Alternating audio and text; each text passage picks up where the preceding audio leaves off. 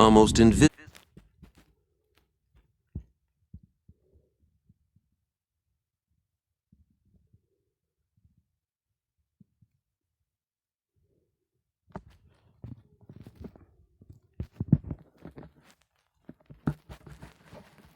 to the naked eye. But as every stone former knows, the pain resulting from this tiny crystal structure can be enormous. Inside kidney stone disease. Kidney stones, or renal calculi, are aggregates of crystals enclosed in a matrix that develop within the kidneys. They're classified according to the specific types of crystals they contain and fall into 5 major categories: calcium oxalate, calcium phosphate, struvite, uric acid, and cysteine. The most common is calcium oxalate. How is a stone formed? The first step is nucleation.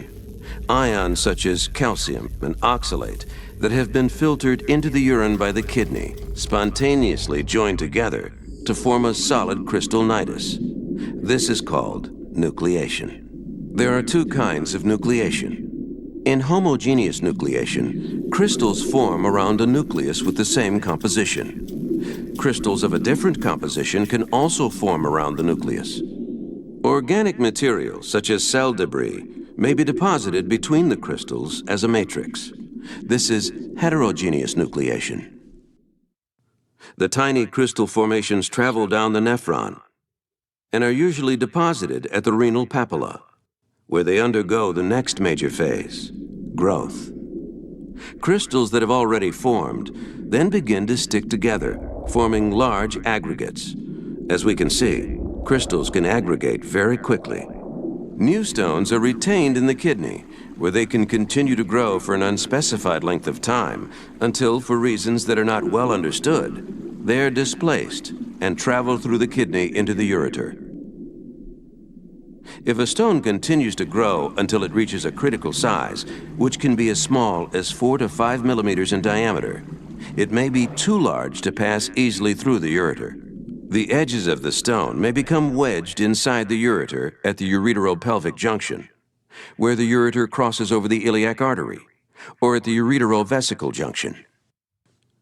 The result? Pain and obstruction, until the stone slowly passes into the bladder and eventually passes out of the body in the urine stream. In the U.S., it is estimated that 13% of men and 7% of women will develop a kidney stone during their lifetime. Fortunately, in about 78% of these patients, stones will be expelled spontaneously. But stones that become lodged in the ureter may require lithotripsy or percutaneous or endoscopic removal. It's important to note that nearly half of all first-time stone formers will have another stone episode within the next 4 years. Recurrent stone formers are at even greater risk and may form a new stone every 2 or 3 years. But what actually causes crystals to form? Why do some crystals develop into kidney stones and others do not? One critical factor is supersaturation of the urine with stone-forming salts. Supersaturation is the driving force for crystallization. In undersaturated urine, crystals cannot form. The other important factor is a deficiency in substances called inhibitors. Inhibitors retard the nucleation, growth, and aggregation process by binding ions needed for crystal formation and growth. One of the most important inhibitors is citrate. Urine saturation and inhibitor levels explain why, in normal patients, large crystals are not formed. Their urine is not as saturated, and they have sufficient quantities of inhibitors present. But the urine of patients with kidney stones is more saturated. It may also lack inhibitors that increase the propensity for crystallization of stone-forming salts. There are 2 reasons for this. First, stone formers are known to suffer from a variety of metabolic disturbances that increase the amount of stone-forming substances excreted in the urine and also decrease the excretion of inhibitors. Second, A number of common nutritional and environmental factors can cause abnormalities in the urine. These factors may also exaggerate underlying abnormalities due to metabolic disturbances. Environmental stresses, for example, play a significant role in stone disease, especially factors that trigger excess water conservation in the kidney, such as inadequate fluid intake. Dehydration is a major cause of kidney stones, which is why people living in areas with high temperatures and humidity have a higher incidence of stone formation. A diet high in sodium is a double risk, because it increases calcium excretion and reduces urinary levels of stone-inhibiting citrate.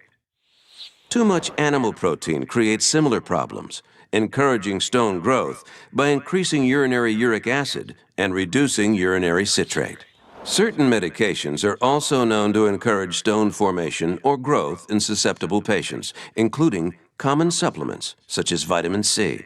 There is no cure for kidney stones, but once an acute episode has been resolved, the key to therapy is simple: preventing recurrence. And fortunately, the most common stones, calcium oxalate and calcium phosphate, can be effectively managed with a combination of diet and lifestyle changes and medication. Compliance with proven management guidelines, such as increasing fluid intake and avoiding stone-promoting foods, can significantly reduce stone recurrence. Medical therapies, such as thiazide diuretics and potassium citrate, are also highly effective in appropriate patients and can reduce the need for expensive assisted stone removal procedures, such as shockwave lithotripsy, SWL. The economic